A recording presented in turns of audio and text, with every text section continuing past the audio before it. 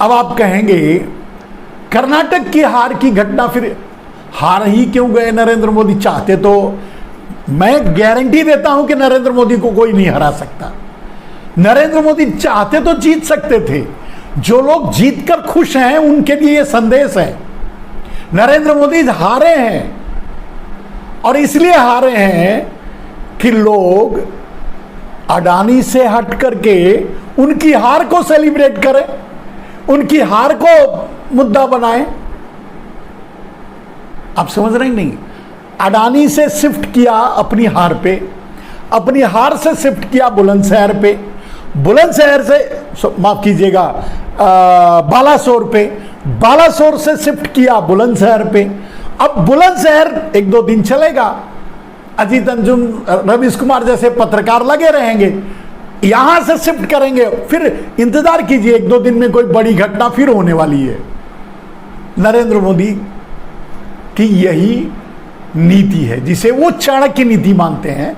मैं इसे घटिया और सड़ी हुई नीति मानता हूं, थर्ड ग्रेड नीति मानता हूं, गंदी नीति मानता हूं, लेकिन इसे वो चाणक्य नीति मानते हैं। और दूसरे जो, और गोदी मीडिया भी उसे चाणक्य नीति कहती है, लेकिन सच ये है कि सड़ी हुई नीति है जिस पर बार बार रवीश कुमार और ऐसे पत्रकार भी उलझ जाते हैं। मेरे दोस्तों, आज भी मैं वार्निंग दे रहा हूं आपको सभी, रवीश कुमार जी आपको, अजीत अंजुम जी आपको, साक्षी, प्रज्ञा, पुण्य प्रसून वाजपेयी, अभिसार शर्मा से मेरी गुजारिश है कि आप अडानी से मत हटिए मेरे भाई।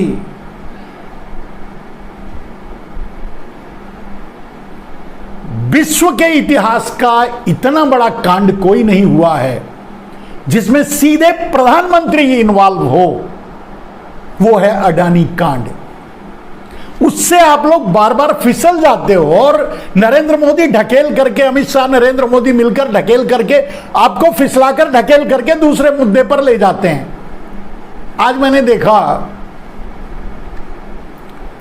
रवीश कुमार उमर खालिद की बात कर रहे थे। मोदी यही तो चाहते हैं कि आप उमर खालिद की बात करो। 1000 दिन से उमर खालिद को जेल में बंद करके रखा है। भाई वो उनका वोट कार्ड है, ट्रंप कार्ड है, उसी के जरिए तो वोट उनको मिलेगा। उनके भक्त ये समझते रहेंगे कि मोदी जी हैं तो मुसलमान टाइट हैं, तो वो उससे पीछे कहां हटेंगे, उसको क्यों छोड़ेंगे। अब रह गई बात कि इस मुद्दे को उठा करके कोई भी पत्रकार जो समझदार है और टैलेंटेड है, मोदी की चाल और नीति को समझता है, वो इस तरह से उनके ही मुद्दे को ना छुए ना उठाए। क्योंकि नरेंद्र मोदी को सारे देश के, सारी दुनिया के पत्रकार मिलकर के अगर मोदी की नीति पर हमला करें, तब भी जब उन्हें छोड़ना होगा उमर खालिद को तभी छोड़ेंगे, उससे पहले नहीं छोड़ेंगे। क्योंकि उन्हें उसका इस्तेमाल करना है। अपने जो मूर्ख ऊपर से खाली भक्त हैं उनको वही तो मसाला है, वही तो समझ गए होंगे मैं जो कहना चाहता हूं। मैं अपने पत्रकार मित्रों, मैं पत्रकार नहीं हूं, आम आदमी हूं, तो मैं अपने पत्रकार भाइयों से यह कहना चाहता हूं कि भाई आप उलझा मत करो। आप डंडा लेकर के सिर्फ एक फ्रंट पर डटे रहो और वो फ्रंट है अडानी अडानी अडानी। अडानी की बात करो, पुलवामा की बात करो, उरी की बात करो, गोधरा की बात करो, नरेंद्र मोदी के कांडों की बात किया करो। ऐसे कांडों पे मत फिसला करो जहां आपको ढकेल कर ले जाना चाहते हो और आप चले जाते हो, आप हट जाते हो। चलिए, सभी से मेरा यह सवाल है कि क्या यह सच नहीं कि आप अडानी से भटक गए हैं, सटक गए हैं और कहीं जाकर अटक गए हैं। पहलवानों को न्याय ना दे करके, पहलवानों की बात ना सुन करके, पहलवानों से ना मिल करके भारतीय जनता पार्टी आपको पहलवानों में उलझा करके अडानी कांड को छुपाना चाहती थी। चलिए, जब पहलवान कांड ज्यादा हाईलाइट होने लगा, अंतरराष्ट्रीय हो गया, गले की फांस बनने लगा, जकड़ने लगा पूरे देश को, पूरे देश के किसान आंदोलित होने लगे, तो उन्होंने ट्रेन दुर्घटना करा दी। पहलवानों से और अपनी हार से शिफ्ट करने के लिए ट्रेन दुर्घटना करवा दी। आप बालासोर चले गए। अब बालासोर बहुत ज्यादा पॉजिटिव चाहकर भी नरेंद्र मोदी मैसेज नहीं दे पाए। फोटो सेशन तो किया, फोटो तो खिंचवाए, लेकिन उसका कोई असर, पॉजिटिव असर नहीं हुआ। वो जानते हैं उस पे, उसको भी उनके खिलाफ लोग बोलने लगे, उनकी फेलियरिटी बताने लगे, तो आपको फिर से ढकेल करके वहां से शिफ्ट करके बुलंदशहर लेकर आ गए। खैर, मैं इन बातों से आपको यह बताना चाहता था मेरे दोस्तों, मेरे मित्रों, कि नरेंद्र मोदी दुनिया के सबसे बड़े स्टैंड अप कॉमेडियन है। आप सोचोगे मैं बोल रहा हूं उन्हें कि बहुत बड़े साजिश करता है, फिर स्टैंड अप कॉमेडियन कैसे हो गए? भाई, मल्टीपल पर्सनालिटी वाले हैं नरेंद्र मोदी जी। वो एक साथ कॉमेडी भी कर लेते हैं और एक साथ 50 लाख लोगों को हलाक भी कर देते हैं। वो, मैंने कहा ना कि मल्टीपल पर्सनालिटी, एक मोदी के अंदर कई मोदी बसे हुए हैं, कई मोदी रहते हैं। मल्टीपल पर्सनालिटी आप देखते नहीं, मतलब हर रोज एक नया ड्रेस, हर रोज एक नया लुक। आपने देखा अभी कुछ दिनों तक लगातार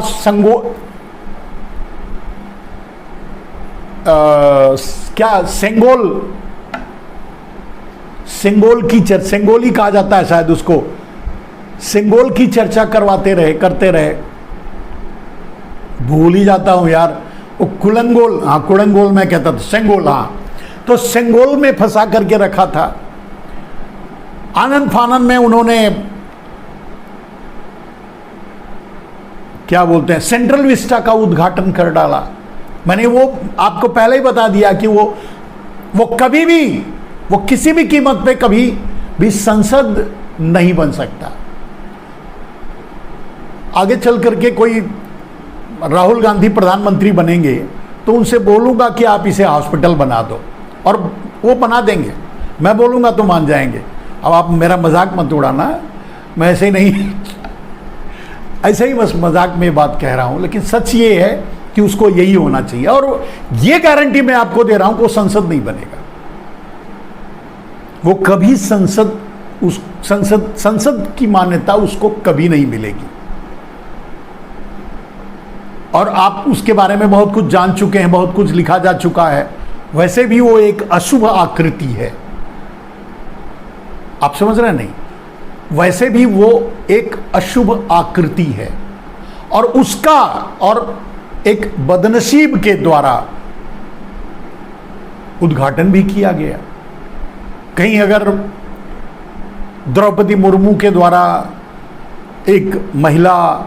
एक आदिवासी महिला के द्वारा उद्घाटित होता तो शायद उसकी दशा बदल जाती। लेकिन एक बदनसीब, मैं नहीं कह रहा हूं, मोदी जी ही कहते थे, मोदी ने ही अपने को नसीब और बदनसीब में ढाला है, उछाला है। दिल्ली में यही तो कह रहे थे ना कि नसीब वाले को वोट दो, 5 रुपए का पेट्रोल घटाकर, और 5 रुपए का पेट्रोल घटाकर नसीब वाला साबित किए। आज पेट्रोल की सेंचुरी मारकर क्या कहेंगे आप, नसीब वाला है बदनसीब वाला है? तो मैं तो यही कहूंगा, सच तो यही है, उन्होंने ही कहा है भाई 5 रुपया घटने पर वो नसीब वाले हो गए, तो 50 रुपया बढ़ने पर आप वो कैसे बदनसीब नहीं होंगे? आप बताओ। तो बदनसीब आदमी से, प्रधानमंत्री तो आप मानते हो, तो गुजरात के, तो बदनसीब आदमी से आप उद्घाटन करवाओगे सेंट्रल विस्टा का, तो बालासोर नहीं होगा तो होगा क्या? ये तो कम मरे, पता नहीं नरेंद्र मोदी और कितने मारेंगे। एक बदनसीब की छाया जब पड़ती है किसी देश पर ना, तो पता नहीं क्या क्या होता है। होगा, आगे चल करके देखते रहिए। अभी और भी मरने के बहाने, मरने के कारण अलग अलग आएंगे, मरते हुए लोग नजर आएंगे, लेकिन मरने वालों की किस्मत नरेंद्र मोदी के हाथों ही लिखी जाएगी। और वैसे भी आपको तो पता ही है कि इस अमृत काल में जो मर रहा है, नरेंद्र मोदी की दी हुई मौत, नरेंद्र मोदी की दी हुई मौत जो इस अमृत काल में मर रहा है, वो मोक्ष प्राप्त कर रहा है। ये भी मैं नहीं कह रहा हूं, ये भी मोदी जी ही कहते हैं, या उनके, मोदी जी नहीं कहते होंगे तो उनके लल्लू चंबू कहते होंगे। बात सच है या गलत आप पता कर लीजिए। मैं बहुत डीप में नहीं जाऊंगा।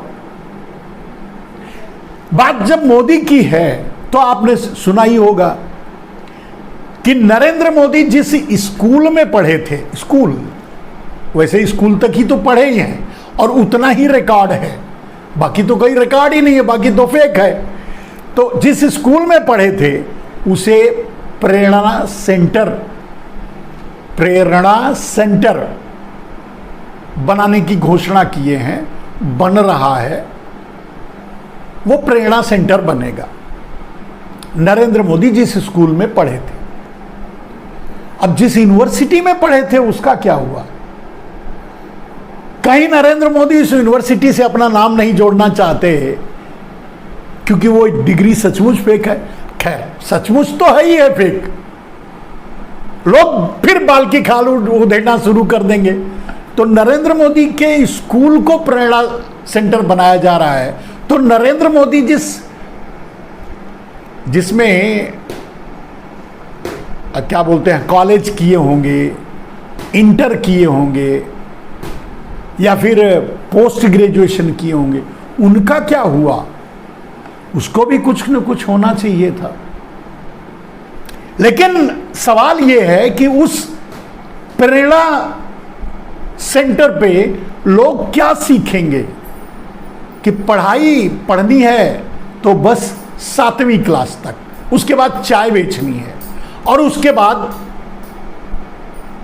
प्रधानमंत्री बनना है और उसके बाद देश बेचना है। यही प्रेरणा सीखेंगे बच्चे जाकर के, या जिनको वहां भेजा जाएगा सीखने के लिए? नहीं, नरेंद्र मोदी के जीवन से कोई क्या सीखेगा? आप खुद बताइए। आप कमेंट में लिखिए या लिखिएगा कि नरेंद्र मोदी से कौन सी प्रेरणा लोग सीखेंगे। बस मैं ये जानना चाहता हूं। फेक डिग्री, देश बेचना, पूरे देश को भिखारी बना देना, पूरे देश के हाथों में कटोरा थमा करके लाइन में लगा देना भीख मांगने के लिए 80 करोड़ लोगों को। और हम तो समझते हैं आगे चल करके 140 करोड़ हो जाएंगे, सबके हाथ में कटोरा होगा। अडानी अंबानी जैसे कुछ चोरों को छोड़ करके बाकी सबके सब कटोरा लेकर के लाइन में खड़े होंगे और मांग रहे होंगे राशन 5 किलो मुफ्त का। अब उस प्रेरणा सेंटर में क्या बच्चे जाकर सीखेंगे, ये तो मेरी समझ से बाहर है। अब आपको समझ में आए तो बताओ, कमेंट बॉक्स में बताना। सीखेंगे क्या, ये तो मैं नहीं समझ पा रहा हूं। और मोदी से कोई सीखेगा क्या? ये झूठ, मक्कारी, जुमलेबाजी। खैर, नरेंद्र मोदी मैं नहीं जानता, पॉलिटिकल जीवन के बाद से जानता हूं, करीब करीब रहा उनके, लेकिन उनको सच तो बोलते मैंने सुना ही नहीं है, देखा ही नहीं है आज तक। मतलब नरेंद्र मोदी सच ना बोलने की कसम खा रखी है। तो क्या उस प्रेरणा सेंटर में जाकर लोग झूठ बोलने की ट्रेनिंग लेंगे? वैसे भी नरेंद्र मोदी का नारा है झूठ बोलो, झूठ बोलो, झूठ बोलो, बार बार बोलो, फिर से एक बार बोलो, जितना बोलो झूठ बोलो। क्या यही सीखेंगे, झूठ बोलना या जुमले छोड़ना या फिर चाय बेचना? वो भी झूठ, वो भी सच नहीं है। या फेक डिग्री बनाना, लोगों को बरगलाना, या पूरे देश को लूटना, लूटकर अडानी अंबानी को देना, कुछ गुजराती चोरों को की जेबें भरना। क्या सीखेंगे उस प्रेरणा सेंटर से, क्या सीखेंगे?